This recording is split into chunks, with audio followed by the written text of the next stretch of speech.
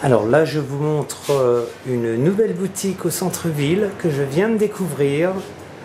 Je vous présente la dame qui s'occupe de ce magasin.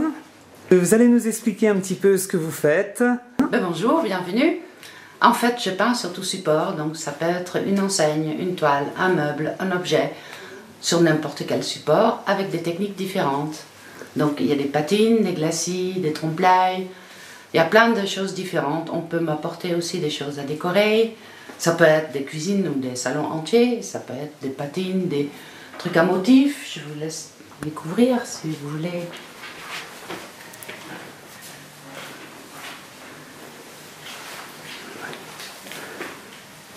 Comme ce bureau par exemple, c'est fait comment? Ça c'est une peinture ordinaire, juste une peinture acrylique. Là c'est un petit trompe-l'œil.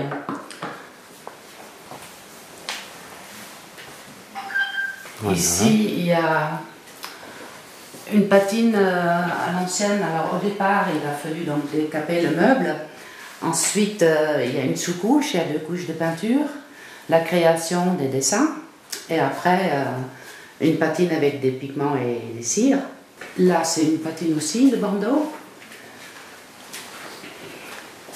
Voilà, la création est faite vraiment en trompe-l'œil et on a vraiment l'impression que c'est très ancien.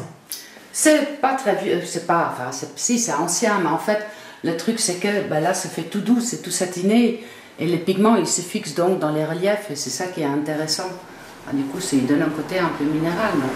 Une pièce comme ça en fait ça peut servir soit comme bandeau de cheminée, soit entre 2 pièces pour habiller ou alors pour cacher les tringles à rideaux.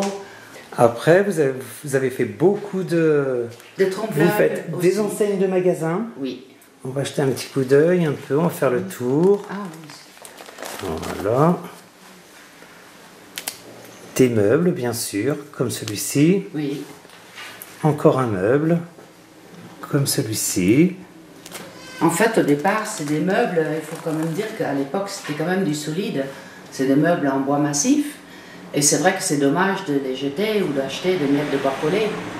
Donc on a autant intérêt de garder le charme de ces vieux meubles-là et puis de redonner une vie. Donc là, c'est par exemple des portes que j'ai traitées un peu en trompe-l'œil et puis que ça fait comme des panneaux. Oh, super. Alors si on a une cuisine à refaire, on vient vous voir aussi. Et vous vous occupez de la cuisine, par exemple, de A à Z au niveau de la décoration. Ou une vieille patine sur un fauteuil, ou des filets sur un Napoléon, ou là il y a d'autres... Voilà. Alors, effectivement, après, on peut faire des motifs floraux, on peut faire des animaux. Il y a une dame, une femme m'a commandé carrément. Voilà, c'est des botaniques. C'est bien d'avoir un album comme ça pour montrer. C'est une chasseuse de bécasses qui voulait tout en couleur d'automne avec des bécasses en vol et des chants tricolores. Sur un meuble. Sur une cuisine. Sur une cuisine. C'est vraiment super. Et chaque panneau est donc traité comme un tableau, là. D'accord. À Vallon depuis à peu près un peu plus d'1 an. D'accord. Avant j'étais sur Noyères et puis peut-être que prochainement je rebouge encore. Ici il y a un glacis, si vous voulez. Voilà un glacis sur bois, magnifique. Là le défi c'était de garder la marqueterie visible. Donc en fait maintenant ça lui donne un petit côté minéral. Là c'est un peu plus classique, c'est pour montrer un peu voilà quoi, que tout est possible aussi. Vous recouvrez les chaises aussi?